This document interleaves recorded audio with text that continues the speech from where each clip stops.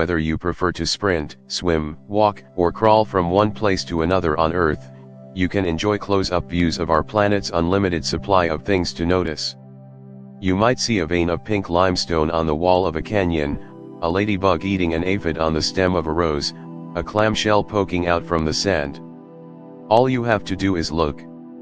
From the window of an ascending jetliner, those surface details rapidly disappear. No aphid appetizers. No curious clams. Reach cruising altitude, around 7 miles up, and identifying major roadways becomes a challenge. Detail continues to vanish as you rise into space. From the window of the International Space Station, which orbits at about 250 miles up, you might find Paris, London, New York, and Los Angeles in the daytime, but only because you learned where they are in geography class. At night, their sprawling cityscapes present an obvious glow. By day, contrary to common wisdom, you probably won't see the Great Pyramids at Giza, and you certainly won't see the Great Wall of China. Their obscurity is partly the result of having been made from the soil and stone of the surrounding landscape. And although the Great Wall is thousands of miles long, it's only about 20 feet wide, much narrower than the US interstate highways you can barely see from a transcontinental jet. From orbit, with the unaided eye, you would have seen smoke plumes rising from the oil field fires in Kuwait at the end of the First Persian Gulf War in 1991 and smoke from the burning World Trade Center towers in New York City on September 11, 2001. You will also notice the green, brown boundaries between swaths of irrigated and arid land. Beyond that short list, there's not much else made by humans that's identifiable from hundreds of miles up in the sky. You can see plenty of natural scenery, though, including hurricanes in the Gulf of Mexico, ice flows in the North Atlantic, and volcanic eruptions wherever they occur. From the moon, 250,000 miles away, New York, Paris, and the rest of Earth's urban glitter doesn't even show up as a twinkle. But from your lunar vantage you can still watch major weather fronts move across the planet. From Mars at its closest, some 35 million miles away, massive snow-capped mountain chains and the edges of Earth's continents would be visible through a large backyard telescope. Travel out to Neptune, 3 billion miles away just down the block on a cosmic scale, and the Sun itself becomes 1,000 times dimmer, now occupying 1,000th the area on the daytime sky that it occupies when seen from Earth. And what of Earth itself? It's a speck no brighter than a dim star, all but lost in the glare of the Sun. A celebrated photograph taken in 1990 from just beyond Neptune's orbit by the Voyager 1 spacecraft shows just how underwhelming Earth looks from deep space, a pale blue dot, as the American astrophysicist Carl Sagan called it. And that's generous. Without the help of a caption, you might not even know it's there. What would happen if some big-brained aliens from the great beyond scanned the skies with their naturally superb visual organs, further aided by alien state-of-the-art optical accessories? What visible features of planet Earth might they detect? Blueness would be first and foremost. Water covers more than 2/3 of Earth's surface. The Pacific Ocean alone spans nearly an entire side of the planet. Any beings with enough equipment and expertise to detect our planet's color would surely infer the presence of water, the third most abundant molecule in the universe. If the resolution of their equipment were high enough, the aliens would see more than just a pale blue dot. They would see intricate coastlines, too, strongly suggesting that the water is liquid. And smart aliens would surely know that if a planet has liquid water, then the planet's temperature and atmospheric pressure fall within a well-determined range. Earth's distinctive polar ice caps, which grow and shrink from the seasonal temperature variations, could also be seen using visible light. So could our planet's 24-hour rotation, because recognizable land masses rotate into view at predictable intervals of time. The aliens would also see major weather systems come and go. With careful study, they could readily distinguish features related to clouds in the atmosphere from features related to the surface of Earth itself. Time for a reality check. The nearest exoplanet, the nearest planet in orbit around a star that is not the Sun, can be found in our neighbor star system Alpha Centauri, about 4 light-years from us and visible mostly from our southern hemisphere. Most of the catalogued exoplanets lie from dozens up to hundreds of light-years away. Earth's brightness is less than 1/billionth that of the Sun, and our planet's proximity to the Sun would make it extremely hard for anybody to see Earth directly with a visible light telescope. It's like trying to detect the light of a firefly in the vicinity of a Hollywood searchlight. So if aliens have found us, they are likely looking in wavelengths other than visible light, like infrared, where our brightness relative to the Sun is a bit better than in visible light, or else their engineers are adapting some other strategy altogether. Maybe they're doing what some of our own planet hunters typically do, monitoring stars to see if they jiggle at regular intervals.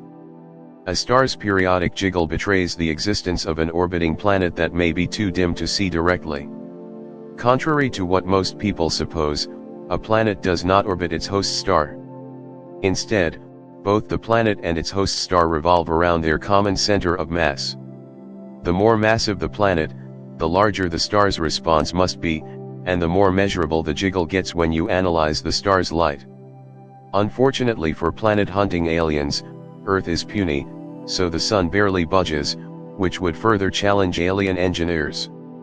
NASA's Kepler telescope, designed and tuned to discover Earth-like planets around Sun-like stars, invoked yet another method of detection, mightily adding to the exoplanet catalog. Kepler searched for stars whose total brightness drops slightly, and at regular intervals. In these cases, Kepler's line of sight is just right to see a star get dimmer, by a tiny fraction, due to one of its own planets crossing directly in front of the host star. With this method, you can't see the planet itself. You can't even see any features on the star's surface. Kepler simply tracked changes in a star's total light, but added thousands of exoplanets to the catalog, including hundreds of multi-planet star systems. From these data, you also learn the size of the exoplanet, its orbital period, and its orbital distance from the host star. You can also make an educated inference on the planet's mass. If you're wondering, when Earth passes in front of the Sun, which is always happening for some line of sight in the galaxy, we block 1/10,000th of the Sun's surface, thereby briefly dimming the Sun's total light by 1/10,000th of its normal brightness. Fine as it goes. They'll discover that Earth exists, but learn nothing about happenings on Earth's surface. Radio waves and microwaves might work. Maybe our eavesdropping aliens have something like the 500-meter radio telescope in the Guizhou province of China. If they do, and if they tune to the right frequencies, they'll certainly notice Earth, or rather, they'll notice our modern civilization as one of the most luminous sources in the sky. Consider everything we've got that generates radio waves and microwaves, not only traditional radio itself, but also broadcast television, mobile phones, microwave ovens, garage door openers, car door unlockers, commercial radar, military radar, and communications satellites. We're ablaze in long-frequency waves, spectacular evidence that something unusual is going on here, because in their natural state, small rocky planets emit hardly any radio waves at all. So if those alien eavesdroppers turn their own version of a radio telescope in our direction, they might infer that our planet hosts technology. One complication, though, other interpretations are possible. Maybe they wouldn't be able to distinguish Earth signals from those of the larger planets in our solar system, all of which are sizable sources of radio waves, especially Jupiter. Maybe they'd think we were a new kind of odd, radio-intensive planet. Maybe they wouldn't be able to distinguish Earth's radio emissions from those of the Sun, forcing them to conclude that the Sun is a new kind of odd, radio-intensive star. Astrophysicists right here on Earth, at the University of Cambridge in England, were similarly stumped back in 1967. While surveying the skies with a radio telescope for any source of strong radio waves, Anthony Hewish and his team discovered something extremely odd, an object pulsing at precise, repeating intervals of slightly more than a second. Jocelyn Bell, a graduate student of Hewish's at the time, was the first to notice it. Soon Bell's colleagues established that the pulses came from a great distance. The thought that the signal was technological, another culture beaming evidence of its activities across space, was irresistible. As Bell recounts, we had no proof that it was an entirely natural radio emission. Here was I trying to get a PhD out of a new technique, and some silly lot of little green men had to choose my aerial and my frequency to communicate with us. Within a few days, however, she discovered other repeating signals coming from other places in our Milky Way galaxy. Bell and her associates realized they discovered a new class of cosmic object, a star made entirely of neutrons that pulses with radio waves for every rotation it executes. Hewish and Bell sensibly named them pulsars. Turns out, intercepting radio waves isn't the only way to be snoopy. There's also cosmochemistry. The chemical analysis of planetary atmospheres has become a lively field of modern astrophysics. As you might guess, cosmochemistry depends on spectroscopy, the analysis of light by means of a spectrometer. By exploiting the tools and tactics of spectroscopists, cosmochemists can infer the presence of life on an exoplanet, regardless of whether that life has sentience, intelligence, or technology. The method works because every element, every molecule, no matter where it exists in the universe, absorbs, emits, reflects, and scatters light in a unique way. And as already discussed, pass that light through a spectrometer, and you'll find features that can rightly be called chemical fingerprints. The most visible fingerprints are made by the chemicals most excited by the pressure and temperature of their environment.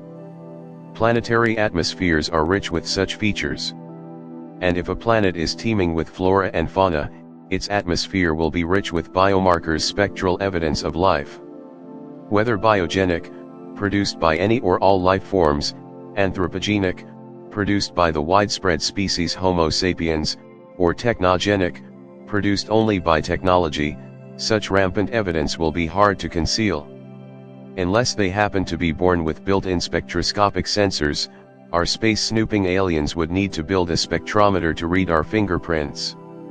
But above all, Earth would have to cross in front of the Sun, or some other source, permitting light to pass through our atmosphere and continue on to the aliens.